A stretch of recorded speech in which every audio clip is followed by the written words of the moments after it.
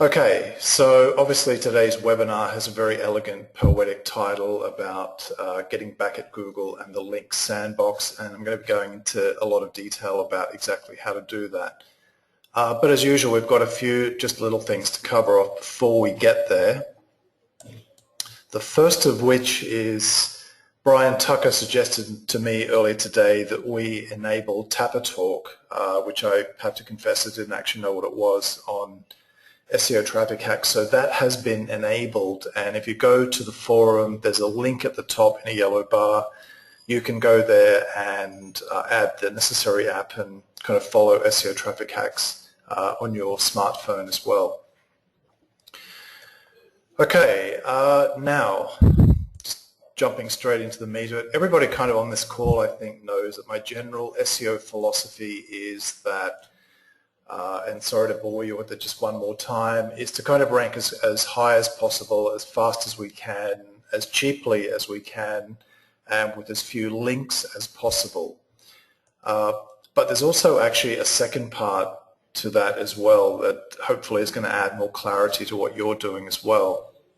And that is that obviously we want to do all of those things in part one, but we also want to in the most efficient way possible, get as much as we can from our SEO campaigns, because we've invested a lot, in our time in learning it, and obviously link building and blog assets, PBNs, and things like that to do it.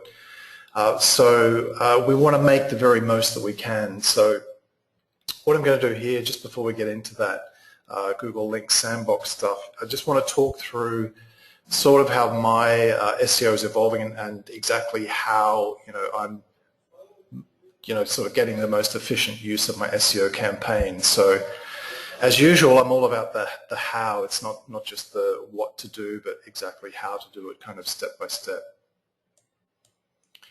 And on that note, I just quickly remembered while I was preparing this webinar that a few years ago I got a hold of a great book by Jay Abraham called Getting Everything You Can Out of All You've Got, and I think this book is actually something like 10 years old, and I've recommended it in the past, but I haven't recommended it for a long time. But it's very much a book that is very much in tune with kind of conversions, optimization thinking, operating a more efficient business, understanding your metrics, testing and things like that. So it's not a technical book. It's not like a book for maths theory at all. It's pretty easy to get into. Highly recommend it if you haven't read it already. Okay, so let's move on from there.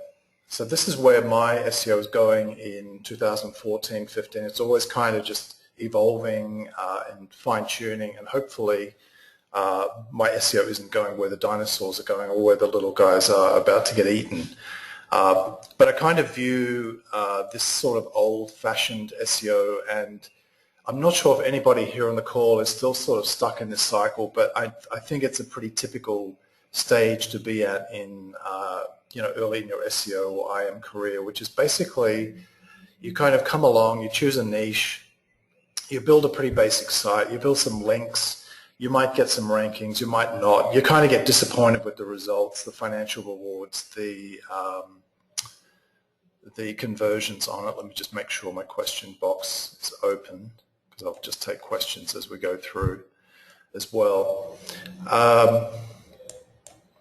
And basically what happens then, you get disappointed with the results, you choose another niche, you jump sideways, you build another site, you build some more links, you're disappointed with those results, and you kind of have this cycle of futility going. And I think a big reason for that, when I look back on a lot of the stupid stuff I did sort of early in my SEO and IM career, a lot of it was just kind of an ignorance about what I should be doing and how to actually go ahead and do it. And we're at a stage now where all the time there are more and more good tools for doing this stuff, but you also got to have a kind of methodology to get out of that kind of cycle of failure and move on. So this is kind of where I'm going, kind of as a result of that.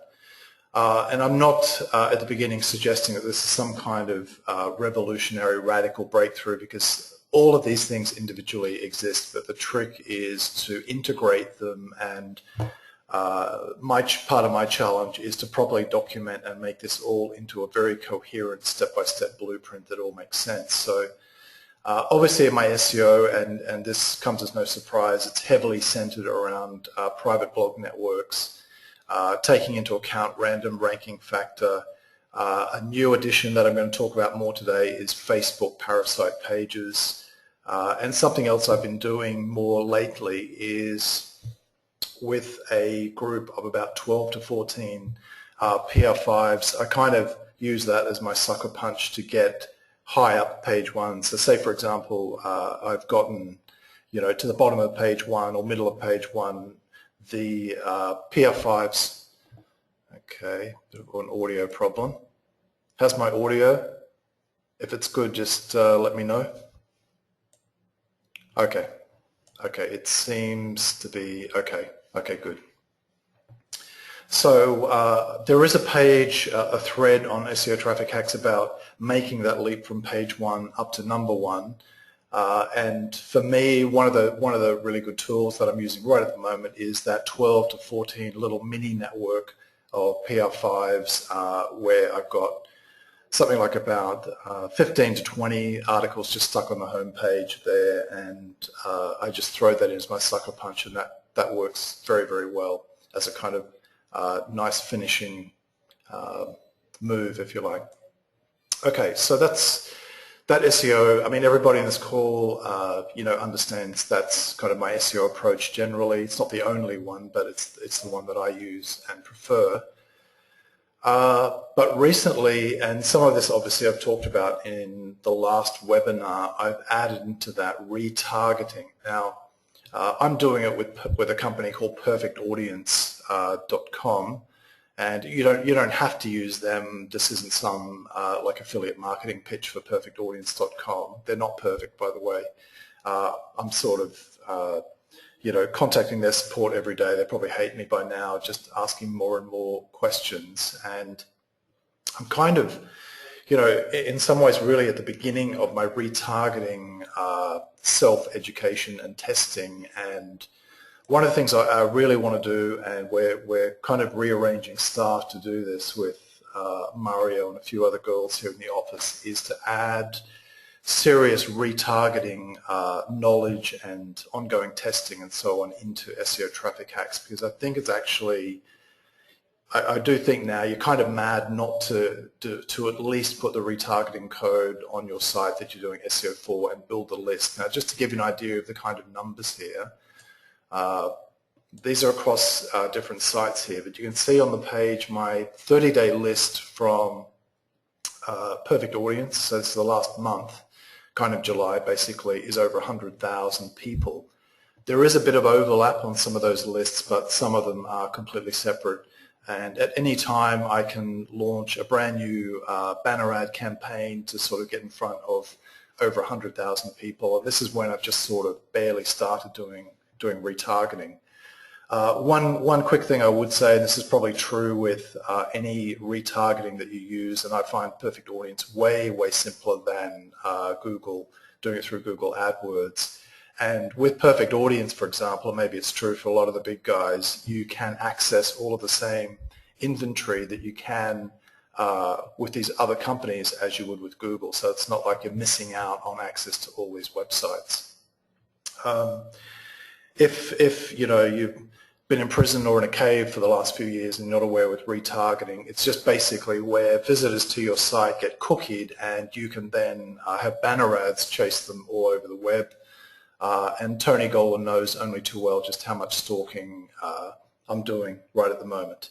I'm still trying to get you removed, Tony, sorry.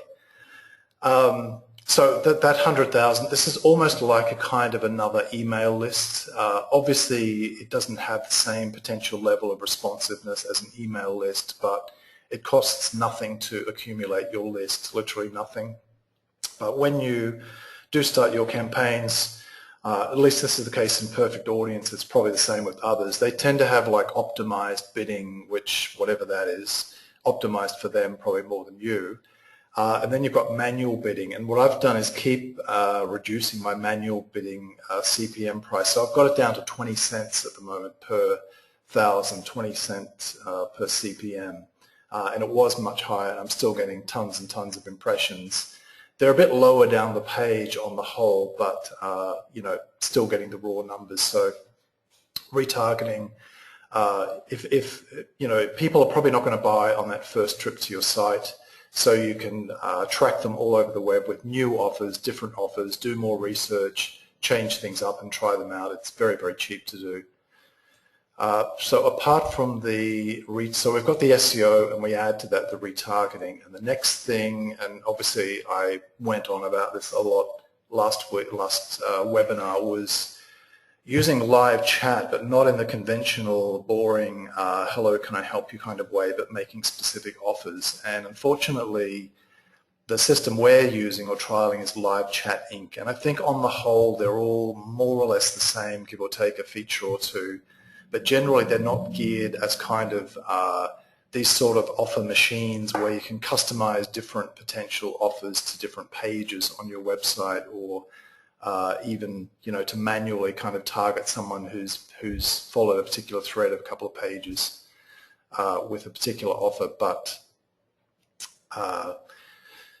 Peter was just asking, does the list expire after 30 days? 30 days is their recommendation. They say people may clear their cookies, but I actually remove that, Peter, and you can just literally keep growing the list. And one of my first things I do is immediately remove all time restrictions. So the bad news for Tony Golan is that I'll still be retargeting him probably in 2020. Not sure if he'll be buying then either.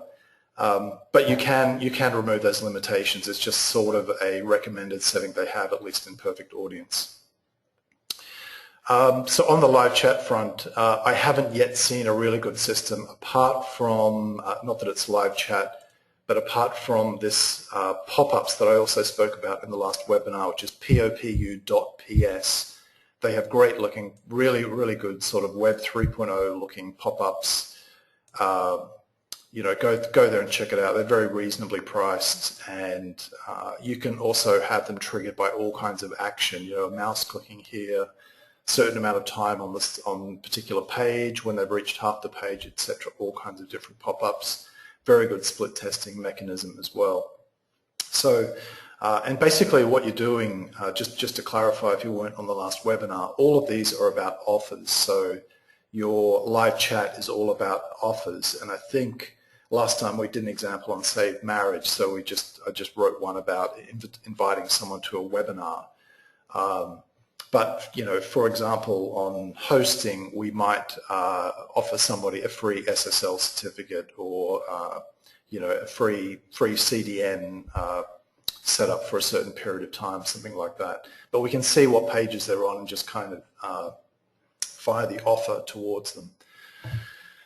So between those three things, you can see now we're hopefully making a lot better value of that SEO traffic that we put all of that investment into, with the retargeting, with the offer-driven live chat, which I know is time intensive, but once you can engage people in conversations, get them talking with you on live chat, typically conversions go way, way up. And the same on action pop-ups. I did one split test on a ticket page, and the original click-through on that was something like about 5%, and then I just completely changed it and simplified it, ran a couple of more tests, and I actually got up to 50% of people were clicking through to Ticket Network from my action pop-up.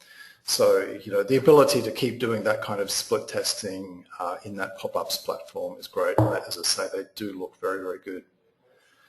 And you can also put videos in them and pictures if you want. Okay, so moving on, we've got these ways of kind of, making more out of SEO traffic. Also, Facebook marketing is another area where we like retargeting and like live chat and like the pop-ups. Got a lot of big plans for the next few months. Facebook marketing is another big area, and I'm going to talk a lot more about that shortly. We don't want to forget email marketing, of course. We still want to keep that going. There's not a lot more to be said there. It's pretty obvious. And what we also want to get better at, and this applies to us and probably to you too, though I'm not sure, maybe you've got it figured out, is getting much better at analyzing analytics data. And Google don't really make it easy. And for example, this week I've had a couple of girls here like doing hardcore Google Analytics training, and like they're pretty smart girls, but it's not an easy system to grapple with, but they're making progress. But we also want to, I want to add into SEO Traffic Hacks a lot better analytics training. And I know there are SEO issues with giving Google, Google Analytics access to your website, but the depth of data there. I did actually run PWIC for a while on my blog, but it massively slowed down the performance of the site. I just had to remove it. It was just way too slow, unfortunately.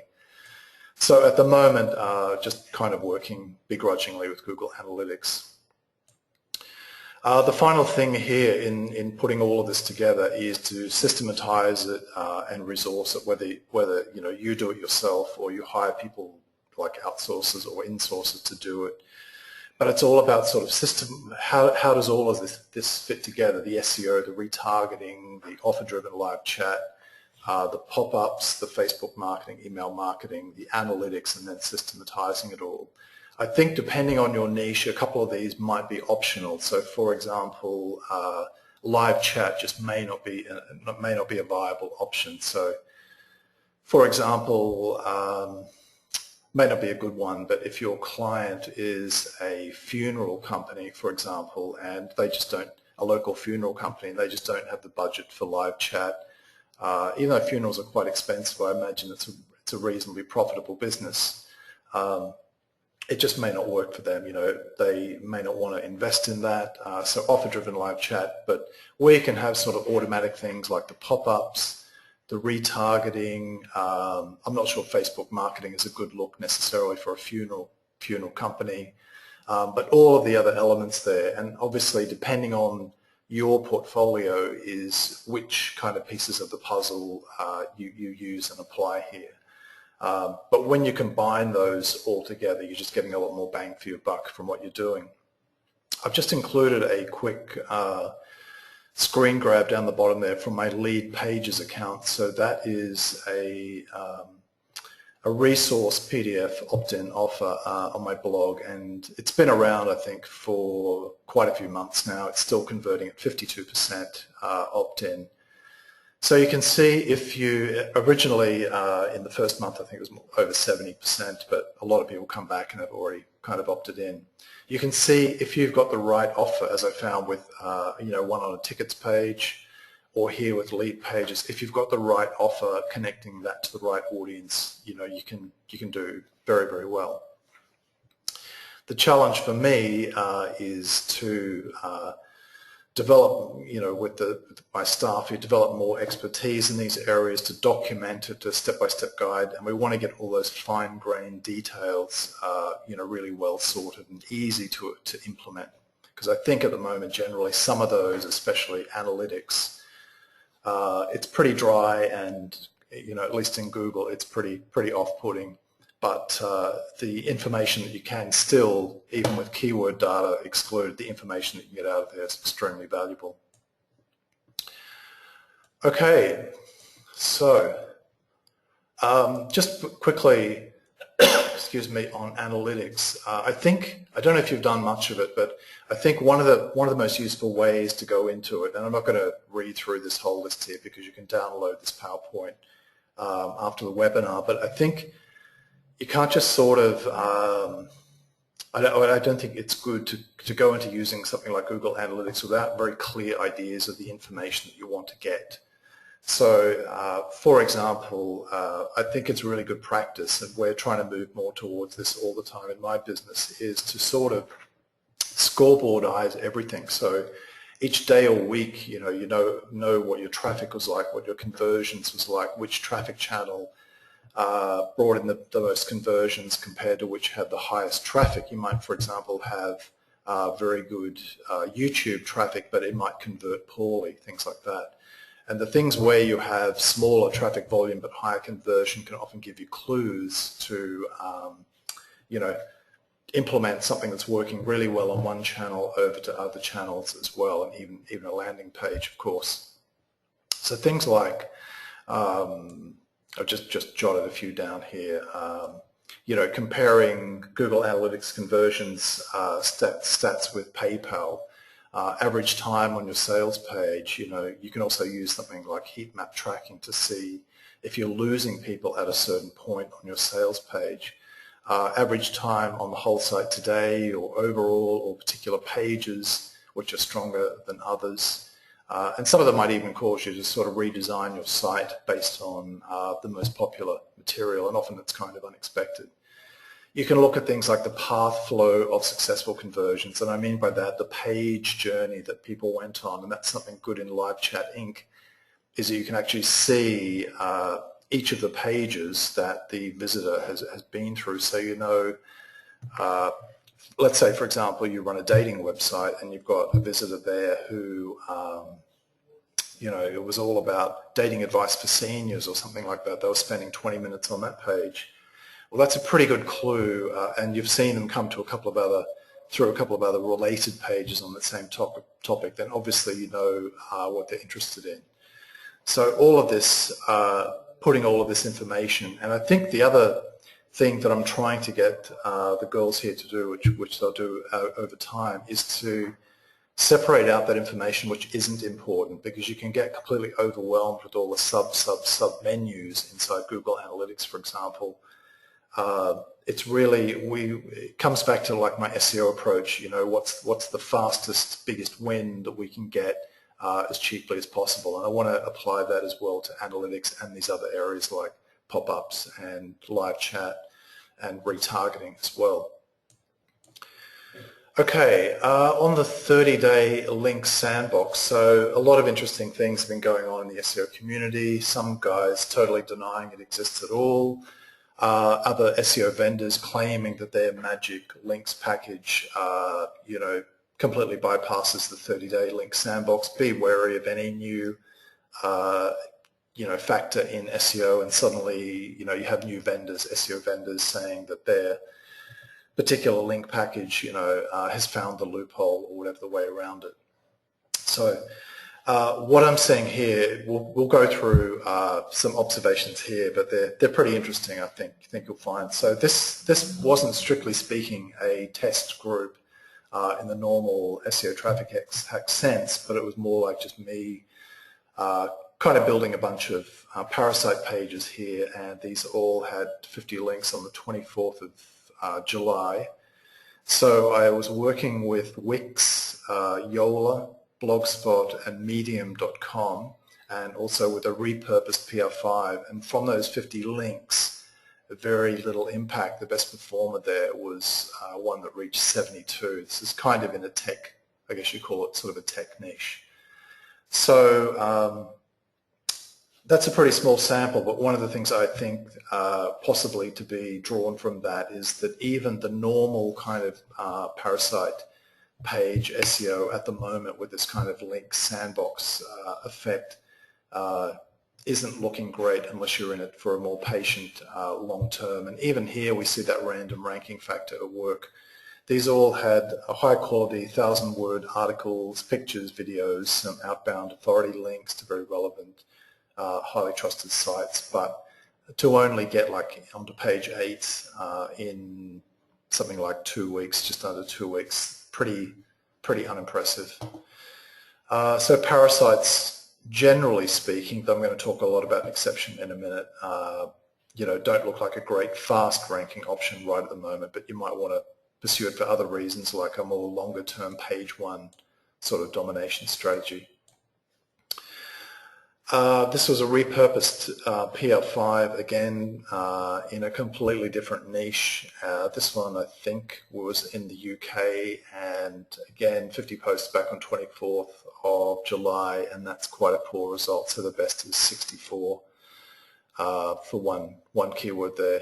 One thing you'll notice, I'll come to this more in a minute, but at the moment, for whatever reason, Microsite Masters is not giving accurate volume data, and even the ranking data is a little bit hit and miss. So you'll see when I come to a couple of other sites shortly that the search volumes are actually way off, and it gives 0 when actually there's a lot of search volume, so something funny there.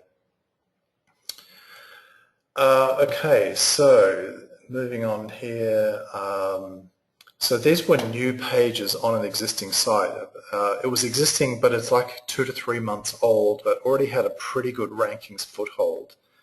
So it's not amazing here, but it's not bad either, and it's a reasonably consistent result. So these are all new, different sort of related pages on that existing site that already had a bit of trouble, bit of traction, I should say. And links will run on the 29th of July, so that's, what are we at, about 8 days, something like that. Kind of better result, and that's where you're probably going to have more success, is new pages on existing sites, but that's not the main one that I want to talk about today. And here, this is a quite interesting experiment. This is one of Mario's just crazy. Let's see what happens here. So we had, from an earlier site, we had a test site. I think it's in a cooking niche, yep. And it was at like bottom of page 1, so it's about position 10 was its best result, to top of page 2, so sort of fluctuating a bit between, I think, for a little while between sort of 10 and 12. So what we did, we ran 475 PBN links. So these are PR2 to PR4 links all at once. So they'll like run in an hour or 2 hours, something like that, on one day. I find this really interesting from a link velocity point of view, and we'll come to the rankings impact in a moment. But so far, you can see we've got on page 1 for 2400 term and 1900. I might need to grab my pen here just to highlight a few of those things. So we've got some better results here. I do actually need to double check those in Google Keyword Planner, and when Mario, I write it up in the training area, we'll definitely double check that. So so far it looks like building all of those links all at once, literally just all in one go, hasn't proved harmful, but we need to keep a close eye on that and check on rankings decay and what sort of happens over the next month.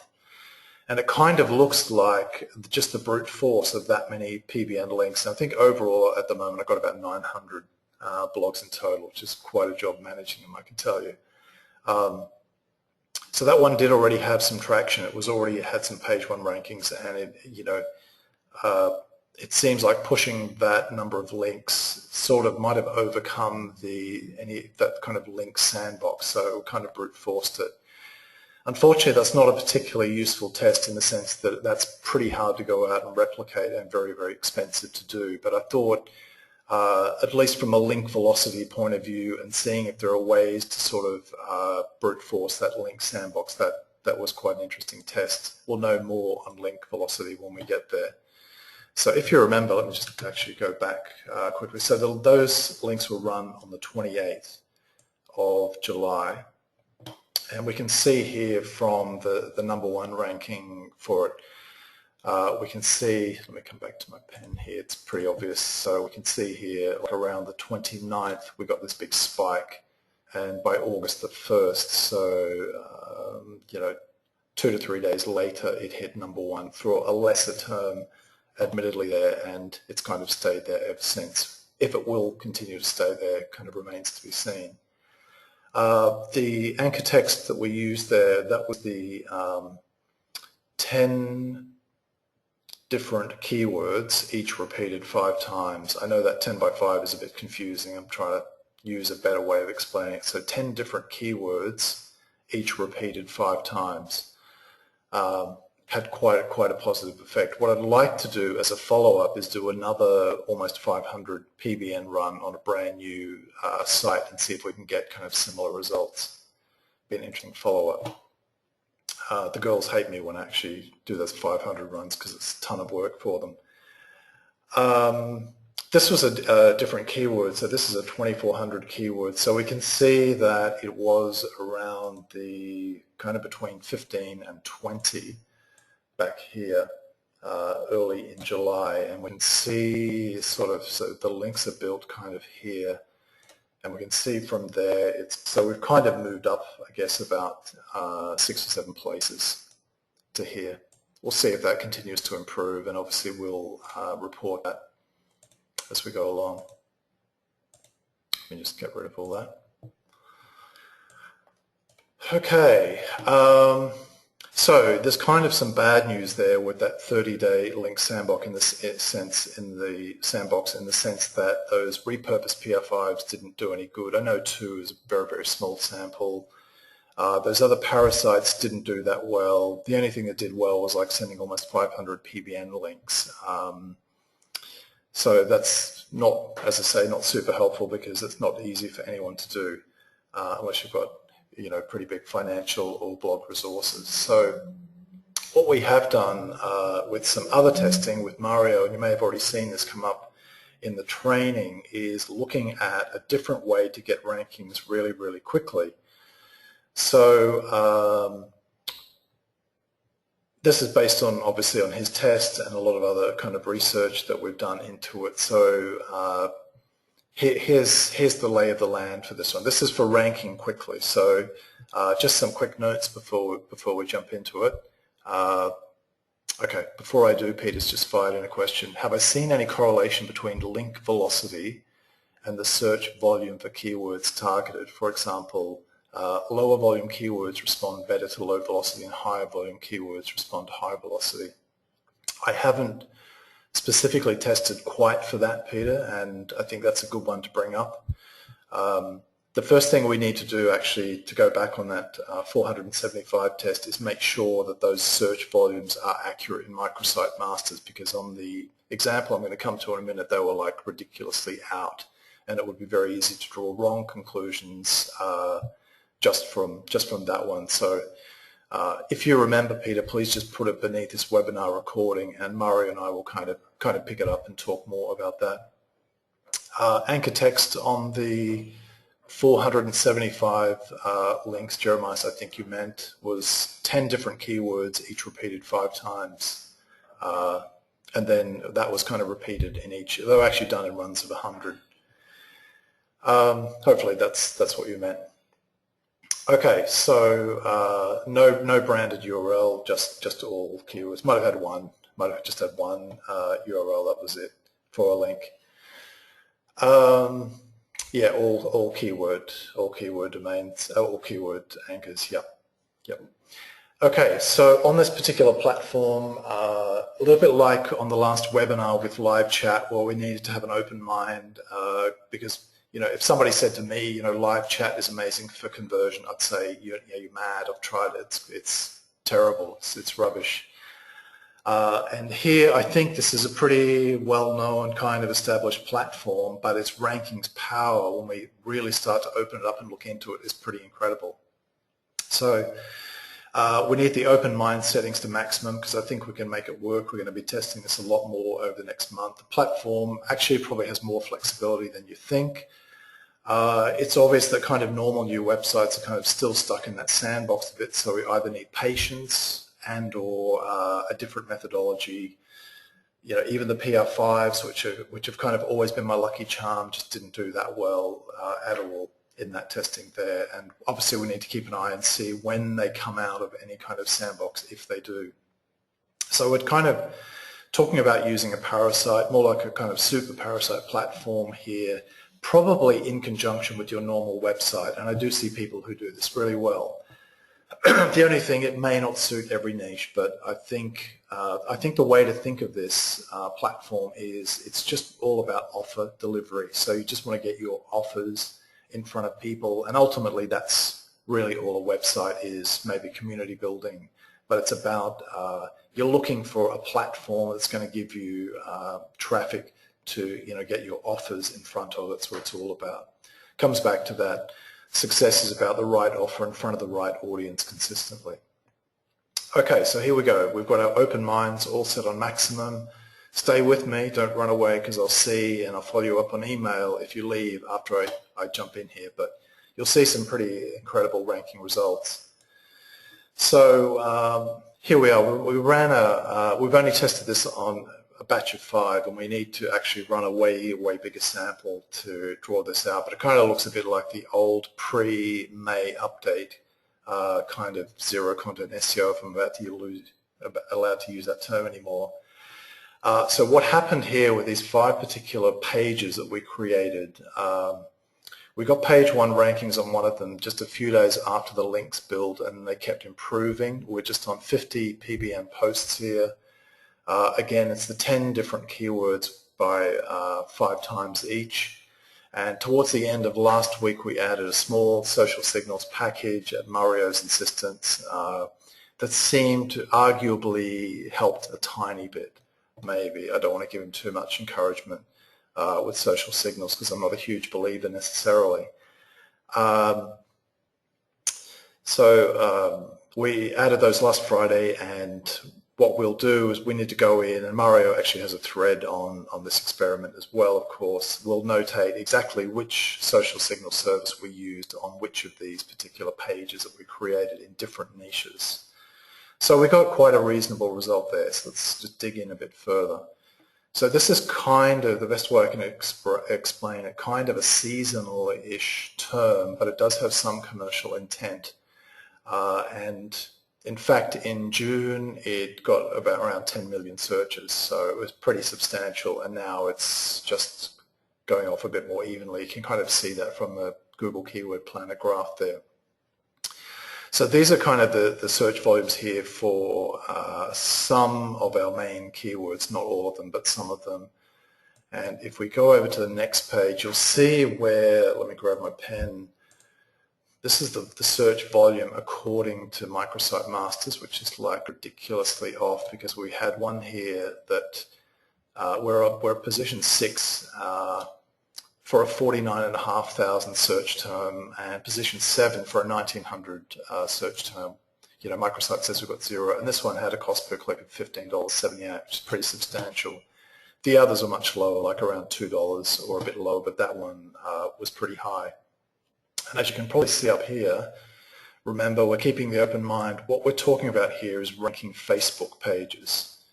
So we will manage with these Facebook pages. We got 2 of them, 2 of the 5 getting really good rankings very quickly, very quickly. Let me just erase that. This was the second Facebook page. This is kind of in a television-related term, but still has some commercial intent. And we can see here, not quite as spectacular, and these need to be double-checked, of course, these numbers here, but we've got this position 18 for a 27,000 a month search term. And the other thing about these Facebook pages is they actually had very little original text content. They mainly consisted of videos, pictures, and links to other sites on the topic, but they had quite a few. Like we had in that sort of status area of your Facebook page, they might have had, you know, 15 to 20 items sort of posted there. And obviously you've got the option with Facebook pages to customize the URL depending on your page type if the page URL you've chosen hasn't already been picked by someone else. So it's kind of like normal domain buying, I guess, but you can keyword optimize your URL on Facebook as well. Let me just get rid of that pen. And there we go. Now, if we jump into SEMrush, and Joe Hughes was asking me about this, I think at the end of last week, and Joe might actually be on the call today, although I've lost my, whoops, let me just get my question box back. There we are. I know you can't see that, but it's just the way GoToWebinar works. Whoops. Okay. Joe might be on the call with us today, but basically just to unpack some of these figures here, and this can be a bit misleading because you do have a whole lot of brands using Facebook, and they use a lot of their existing audience to, you know, to bump up their likes and shares and links and things like that. But basically, if we look over in the left-hand area at the organic research here in SEMrush, SEMrush is basically saying there that at the moment, from all their scanning of Google search results, Facebook pages hold 10 million page 1 to page 2 positions. And if Facebook were to pay AdWords for all that traffic, that would be worth in the vicinity of $329 million per month. And we can see here also in terms of, if we come through May, June, there's absolutely no change whatsoever when there's been like that big turbulent update from May to June. Here we've kind of got absolutely, there's actually a slight dip, but it's still pretty massive. You know, there's massive traffic going to individual Facebook pages.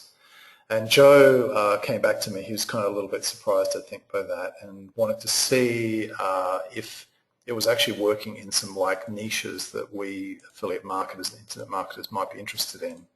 So I just pulled a few results for Joe and posted them, and these were firstly in dating, for example, and I know some of these are brand terms, but you can see the volume and the position. So for example, on something like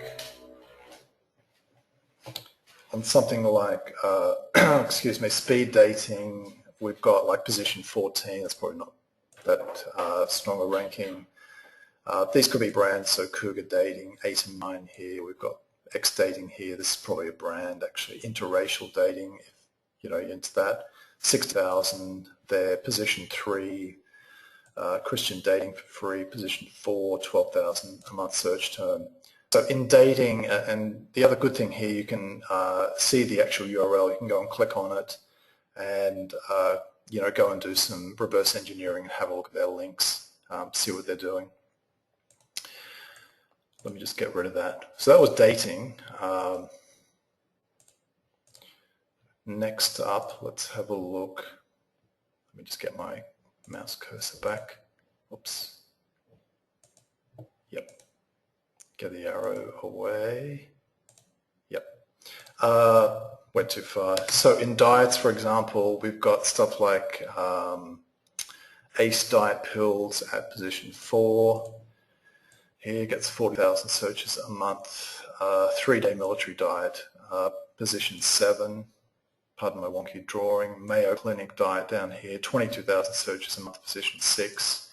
If you want us to do a Facebook check on a particular niche in our SEMrush account, just either send me a private message in the training or email me at support@terrykyle.net and we'll take care of that. Obviously here you can also see the cost per click, so you can see on something like a 3-day military diet, you know, that's costing over $16 per click, and that particular Facebook page is ranking in position 7. Now it could be a branded term, it might be a particular company or whatever, but not all of them are, and as we've seen from that small Facebook test that we did, it's obvious that Facebook can have a big advantage as well in terms of ranking, and they're not all just going to hit that links filter straight away. Okay, and the other term that I had a look at was coupons. So just having a look at some of these, you can see they're pretty big search numbers, not necessarily #1 rankings, but some pretty decent rankings for terms that have pretty high search volume. In terms of overall traffic, I mean, you probably know this, but Facebook is #2. It's even ahead of YouTube. It has more traffic than YouTube. This is the appallingly bare new SEO traffic hacks Facebook page, and over time I'll be adding a bit more elements and you know, content to this. And basically, another reason I kind of got interested in Facebook. In the last couple of weeks, I've sort of been watching pretty closely people around me using Facebook and how they use it. And to be honest, personally, Facebook doesn't appeal to me that much. And on the whole, you know, I probably consider it a bit of a waste of time and just sort of looking at photos of people and parties or whatever. But there's no denying, you know, the people around me that I see, and I think it's relatively typical. And when you see the traffic numbers, Facebook isn't going away. Whether you know, I like it or you like it doesn't really matter, isn't going away. And I think one of the strengths of Facebook is the fact that people's whole kind of social network, their whole social ecosystem is kind of on Facebook. And it's pretty hard to move away to a different platform unless your whole group moves with you to whatever, Snapchat or whatever it might be. Now that could happen, of course, and people are fickle and new trends come up, but it still seems like Facebook is pretty strong. Peter has asked if we do any other on-page SEO on the Facebook pages beside keyword in the URL and content on the page. That was it, Peter. That was everything. And the thing is, with the content on the page, we didn't consciously target any keywords. We just made it seem pretty natural, like, you know, here's a link to a cool blah, blah, blah over on YouTube or whatever, or newspaper story. So I think really the ranking power, a lot of it came from the links, but obviously that need to be tied to a platform that still is pretty solid in Google's eyes. One of the interesting things to me about Facebook is that in theory you've got the opportunity to change the look of certain kinds of pages, and you can actually put on templates and things like that. And even though you can do that in theory, it's actually proven quite tricky to find many good examples of that. And even the super large companies seem to just stick with what is a fairly basic looking Facebook page. Now, whether they tried better looking templates in the past and went back to the Facebook normal-ish sort of Facebook format for conversions, I'm not sure. But one of the things I want to play around a lot with is adding different templates to Facebook pages. Chris has asked, with Facebook, do you have control over what content gets placed on the page? I know with personal pages, for example, they're quite strict on commercial content. They don't like that. I think where you have a business page, you have a lot more latitude to do that. And judging by all of the business pages I've been looking at, Chris, there's an understanding that if you obviously have a business page on Facebook, then your commercial messages can be a lot more obvious. But I know on personal pages they're pretty fussy and pretty anti kind of a personal profile page being used for business. The other thing you can also do is add a lead pages opt-in page onto Facebook, and I'll probably get one of my guys, or I'll do a video on exactly how you do that. I think they have their own videos, but I want to just set it up with another page I've set up along with SEO Traffic Hacks. Chris has also asked, do personal pages rank differently than business pages? Interestingly, Chris, when you look in SEMrush and what I've seen on Market Samurai, there are quite a few different types of Facebook URLs, and they all seem to rank pretty well, but we need to, because we haven't tested that many yet, we need to now set up test groups of those different page types to see whether those little URL details, like having pages, for example, in the URL, or all those other little things, whether having your custom URL, custom Facebook URL, all those fine-grained things we need to check and test a lot more. Okay, just quickly on Facebook, good and bad, because no platform is kind of perfect. Personally, I find Facebook pages pretty cluttered, but you can customize some page types to better templates, and I actually see quite a few, like it's nothing to do with Facebook, but I do see pages that have very little content rank well, which is a bit counterintuitive, especially now, still ranking well. So I don't know that you necessarily need that much content on these other template pages in order for it still to be okay SEO-wise. This is a very debatable point, probably a little bit controversial. I think the thing with Facebook is huge, and obviously they're a growing kind of superpower in the advertising space, and that's a huge concern for Google and hence things like Google+. I think it's a lot harder. They could do it, but it's a lot harder for Google to slap Facebook out of the SERPs like PR Web or Easy Articles. I think Facebook may be just too big, to do that. It could be some kind of public relations war, and I don't think Google would necessarily come out of that too well, given how loyal, how much time spent on Facebook, average Facebook users kind of do. So I think of all the parasites I've ever recommended, parasite platforms, probably the strongest in terms of Google probably not going to slap it would be Facebook. they might do it, but I think the negative consequences would be pretty severe. As I said before, among the people I see, Facebook is still huge. They aren't moving to another platform that I can tell, and all their friends would need to move as well. Tony has asked about YouTube videos, and Mario, if you go, actually I'll just show you, Tony, very quickly. So if we jump back here, and by the way, there's that link at the top if you want to get the Tapatalk app for your phone. So let me just grab a pen. So if you just go to, I think, shouldn't be in there actually, but I think Mario's YouTube results are in there as well, and they weren't too bad either as well, Tony. I was just focusing on Facebook today, but if you go into that test there, Mario Test 2 ranking Facebook pages, he's also got an update on the YouTube videos that we did as well, different niches from the Facebook pages. Okay, let me just get my question box back. Pens off, erase everything there. Okay. Here's the thing about Facebook, and you might have noticed this if you bought many IM products lately. In a funny way, you sort of don't want just the visitor to your website or just that customer. You actually want access to their friends.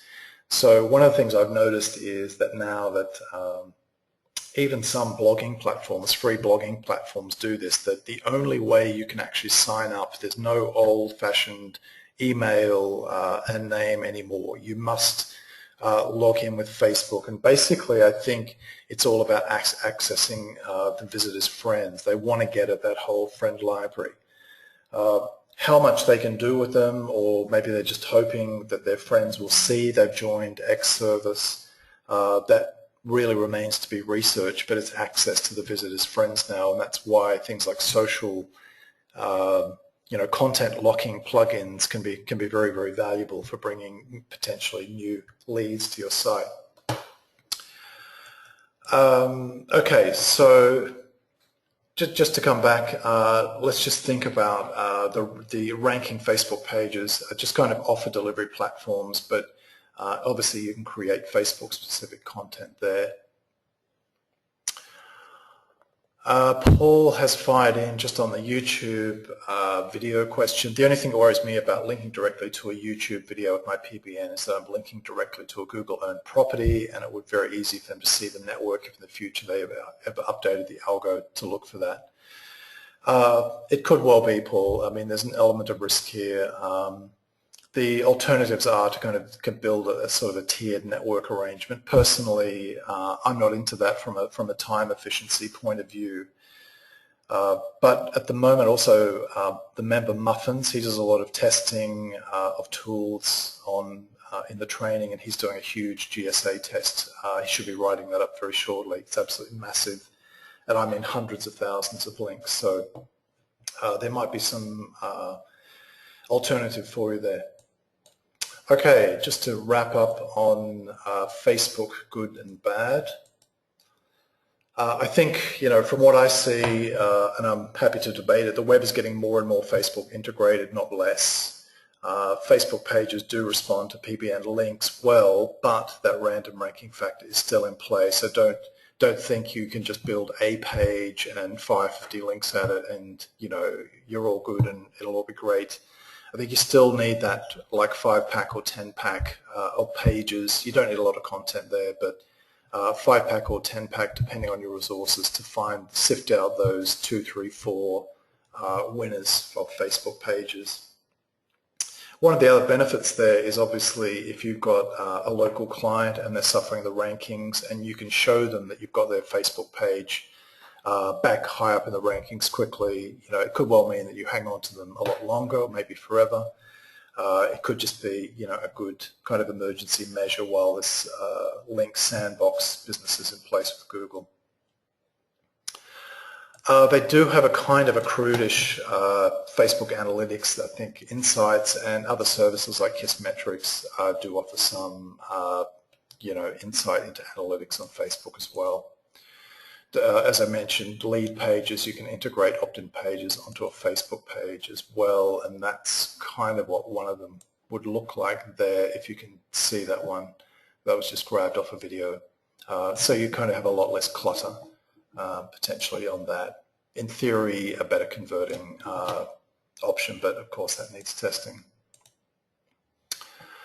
Okay, just to wrap up, you can keyword optimize the URL if it's not taken already, and I'll put a link below this webinar recording just to cover exactly how you can optimize the URL. Like the business of putting templates on it, it's a bit that there are all these particular steps that you've got to go through. I mean, with templates, you've got to create an app, connect to the app with the template, and you know there is a bit of mucking around with it. Obviously, we want to provide good training on that. On a negative, and this is true obviously of any Parasite page, it's not your platform. Changes could ruin your SEO work or your on-page work if there's a policy change or they don't like your penis enlargement affiliate promotion on a Facebook page. That could be an issue. So I think that's a problem with the penis enlargement niche generally, judging by the emails I get. I think the original text that you need, especially on these 5-pack sort of test sites, is minimal. The winner above was mainly just videos, scraped pics and authority links, not a very developed page at all. And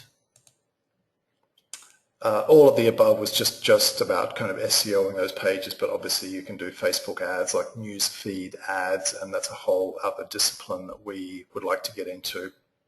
Interestingly, I was just chatting quickly with Richard today, and he had done quite a bit of work with Facebook. I think newsfeed ads, I'm pretty sure. I've got to reread his conclusion, but he was testing out that T-Inspector course on selling T-shirts on Facebook, which I think is a pretty saturated field now. But he found it pretty difficult to make those newsfeed ads work, so that could be a harder game, and that's partly where we come back to things like retargeting can be. You know, obviously from a website, it's a cheaper option to re-reach that audience that may forget about you if they don't engage on the first visit. Let me just get my questions box back. And yep, all good. Okay, guys, so that was just sort of a taster of where we're going with that. There's results there from all those different kinds of tests and Facebook pages. If you've got a lot more questions on it, please just fire them in under this recording. I just want to leave you with a few final thoughts today, and actually we might sort of finish in the hour, which is kind of a first. I won't rehash, previous final SEO IM thoughts of the day. They're too deep and profound for that. I think, if as much as you can, and it's kind of baby steps with this stuff, but really try to start sort of scoreboardizing or metricizing your business if you aren't doing it already. And we're going to get into the exact how of that. Understanding proper analytics, understanding some basic split testing, using all those modules I talked about before, like retargeting and offer-driven live chat, having a look at the information, the intelligence, the figures coming into your business every day. It really is one of the big things that separates the heavyweight pros from the kind of amateurs, is having a very good understanding of all of the crucial numbers in their business, especially on conversions issues. And ultimately, that's all about making the most of your SEO anyway. So, I mean, if you don't have all these numbers, and I've certainly been guilty of it myself, if you don't have all these numbers, and whether you hate or love this show or not, it doesn't matter. It's a good metaphor. If you don't have access to all these numbers, you're kind of like one of those clueless hotel owners on Hotel Impossible. And if you know that show, you'll know, for example, that the host of the show, Anthony, he goes to these failing hotels that are basically on the verge of bankruptcy, and he'll ask the owners things like, how much do you spend on food a month, or how much do you spend on cleaning every month or year or week? all of these kind of fundamental details in their business, and these people have absolutely no idea. They have no records.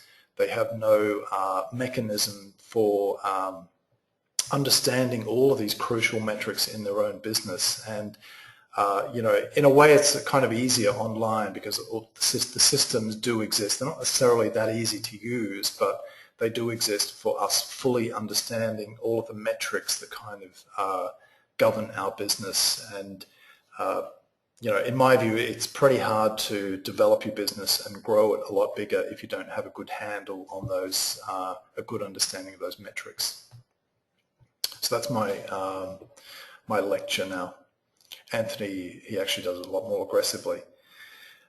Just coming back to that idea, I know I keep banging on about it, but a lot of websites that I look at and some that I assess sometimes for people, you know, they're not going well, and this applies to friends or you know, people I kind of know through online business or whatever. I go to their website and there's no clear offer. It's just kind of very vague, and it's not crystal clear. But if you go to, you know, serious marketers' websites, and actually we need to develop a library of really good landing pages in SEO traffic hacks as well. We had one a while back on Traffic Planet, but it kind of lost momentum. But we need to look at great examples of pages that are successfully making offers. One place you can do it if you have access is in lead pages, where you can actually sort all the different types of landing page, like opt-in page, sales page, or whatever, by conversion. So you can actually see just how concrete those offers are. And if you, you know, your business is struggling, your website is struggling to convert, it could be that the offers aren't clear enough. Finally here, enough ranting. Okay, let me come back to your point in a sec, Tony. So if you currently are not making as much money as you want right now, you either need to A, sell more stuff, or B, make more offers in order to sell more stuff. You know, if you're in a place, and we've all kind of been there, where you're sort of frustrated with your business, it's not going as well as you want, you kind of bog down on a lot of stuff that actually isn't developing the business. It comes back to those simple principles of you've got to have more stuff to sell and you've got to make more offers. And the final thing here, just to wrap that up, is you can't sell what hasn't been turned into a product or service or offer. So all the best ideas in the world mean nothing if you haven't productized them, if you haven't turned them into some kind of sellable thing just yet. So you need to really work hard to do that. So Tony has asked, Tony has reported that he's had limited success with Facebook pages. We had a really good result there on that that mini group. It's not a huge sample, but the fact they ranked within a few days. If you want to come back to me, Tony, on email, we'll talk about it some more, and you know, about what PBNs we can use on test Facebook pages. But we're going to be doing a lot more of them. But those initial results, and from what I see in SEMrush with those ranking results there, I think there's a lot of potential there. Okay, Paul has fired in a question. Has anything changed with regards to ranking an Amazon product page? I've been trying to rank my own product page and can't even get the page indexed. The first batch of links were placed in June, or quality PR links from my own themed PBN.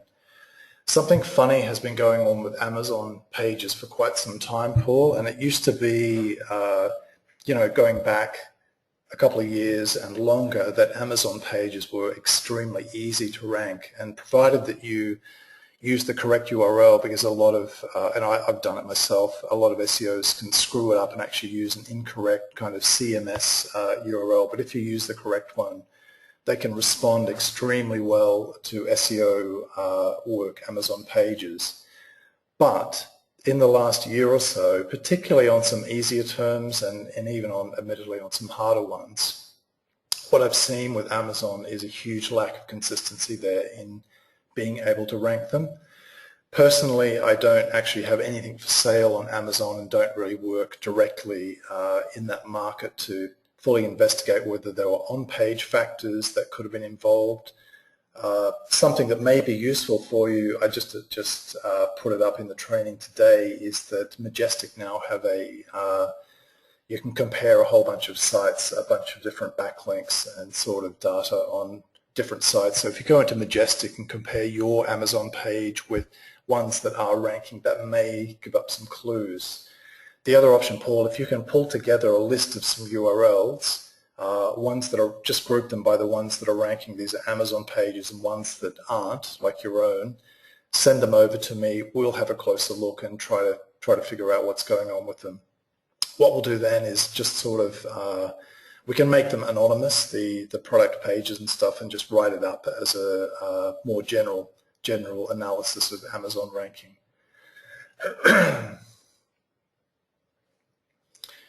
Jeremiah has asked, what exactly do you recommend to get out of the sandbox with a site or parasite at 500 post PBN run?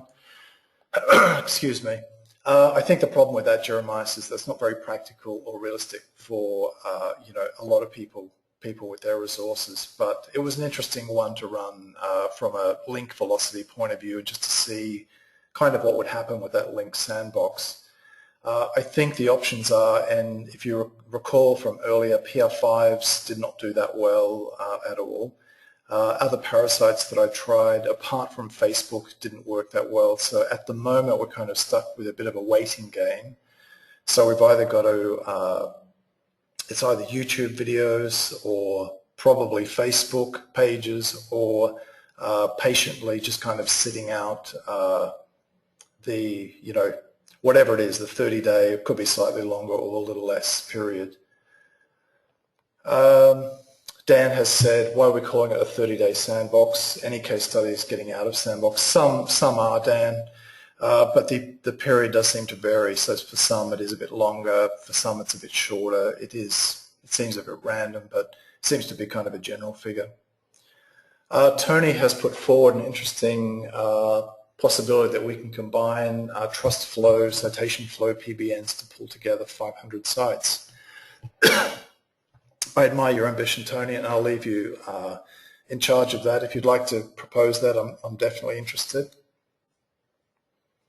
Chris has asked, overall, if you still want to rank client sites, is the ongoing SEO strategy still using PBN links with massively diverse anchor text? Yes, it is, with a caveat of 30-day link delay. Absolutely. Tony has got 177. Perfect. All good. Okay, guys, hopefully that was of value. Yeah, we are a third of the way there, Tony, absolutely. If you have further questions from today's webinar, please just post them beneath the recording, and I will get back to them as soon as I can. I'll try to put the recording up probably after it renders in the next 30 minutes. Come back tomorrow and add the rest of the resource links and anything else relevant to it, like videos and things like that.